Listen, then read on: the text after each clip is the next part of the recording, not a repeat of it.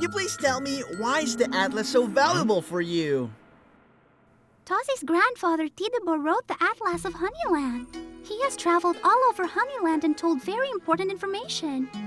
What Ibi wanted most was to go on this journey of discovery.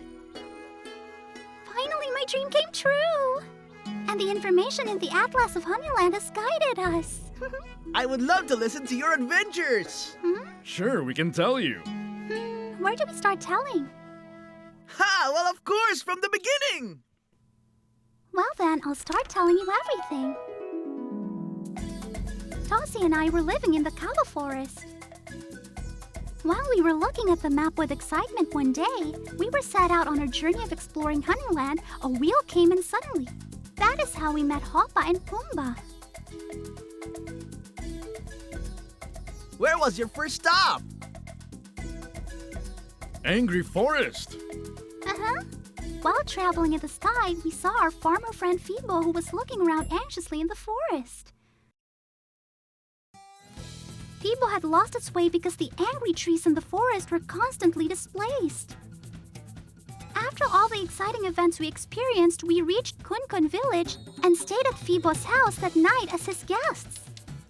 When it was morning, Fibo woke us up in a hurry. The machine that dispenses the vegetable seeds in the village was broken. After matching the shapes and repairing the machine, we managed to separate the seeds in certain proportions using our knowledge of fractions. We had a delicious breakfast in the garden and said goodbye to our farmer friend Fibo. Okay, and then what? We went to Library City Sobo to get the Atlas of Honeyland left by Tidibo to Tosi. There we met Bona, who is responsible for preserving and organizing books. It was Bona's first day at work. We helped her place the books. Then we went to the depot of precious atlases. There we met my grandfather's old friend Yapa.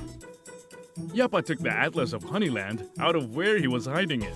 We were very excited to take this precious atlas that my grandfather left me. We were guests in Bona's treehouse that night. Guess what we saw when we woke up in the morning?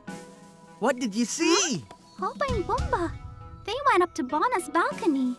They said that they had forgotten the Atlas of Honeyland outside and that they were protecting it. And then they went away as if they had a very urgent thing to do. After leaving Sobo, we saw a metal cloud approaching rapidly as we were heading to Time Island. We got rid of metal objects in the cloud thanks to Tosi's master maneuvers.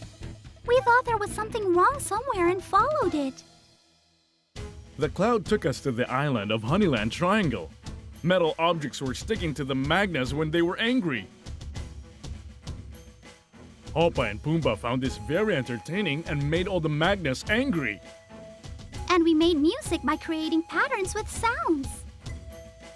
And the adhering metals fell on them after this. We danced all together. The next day, we went with Livy to the lighthouse for maintenance. The door had a special key. No one could have guessed that the key was made up of tangram pieces.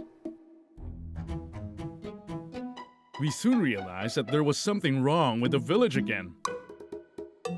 The playful Vokis ran the big magnet in the old iron mine. All the magnets were affected by the power of the magnet.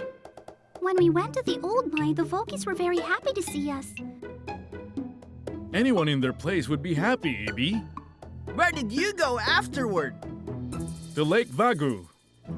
While resting by the lake with Ibi, a bathysphere appeared on the surface of the water. That's how we met Goga. We took a ride together in the bathysphere and wandered deep into the lake. It was spectacular.